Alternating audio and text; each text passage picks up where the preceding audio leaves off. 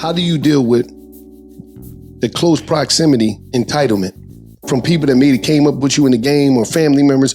How do you deal with entitlement when people say, Kev, the hard work you put in, I want to benefit of that, or I want you to finance the lifestyle that you don't live for yourself for me? My circle's very small. Okay.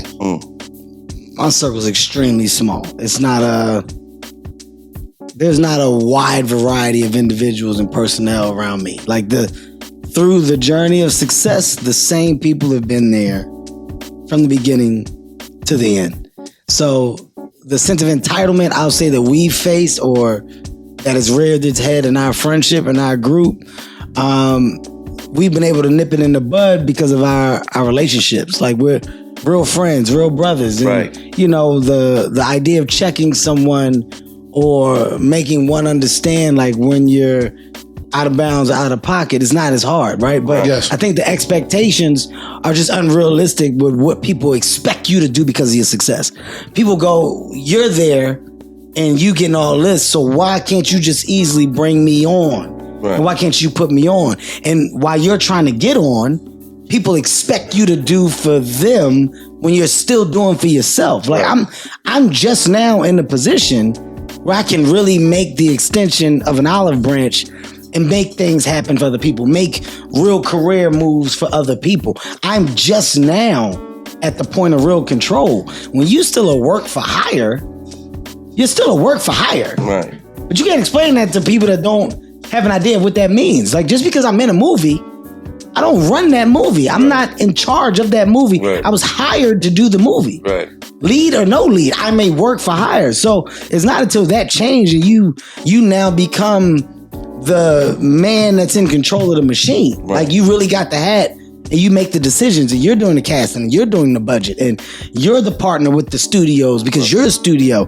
Now it's a completely different scenario. But back then, our arguments or I think our roadblocks that presented themselves were just based off of expectation and wants that weren't realistic. Once you started making, jokes and laughing at your pain, that's when I felt as if you took off. Mm-hmm. Mm-hmm.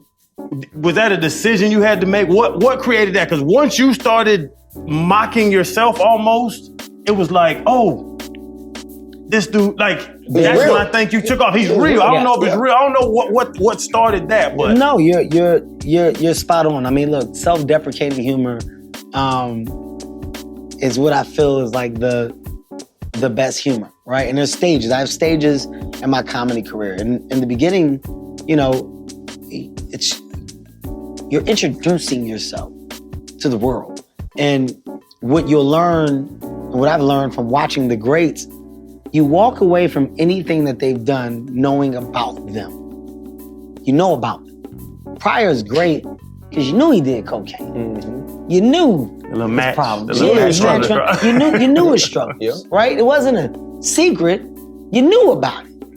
He was fucking great because of the raw approach to, I don't give a fuck, I'll tell y'all. I flushed the cocaine down and told my grandma had it. Eddie was great because Eddie told you where he came from. He was poor. My dad was an alcoholic. He used to whoop our ass. Like, you're laughing, but he's letting you know who the fuck he is. He's letting you know who he is. Chappelle, unapologetically himself. Rock, same thing. I can go down a list and not leaving anyone out purposely, but using those names as references. The beauty of it is that if you choose to put yourself out there, then you're making the choice to simply be you and have fun being you. My therapy is being me.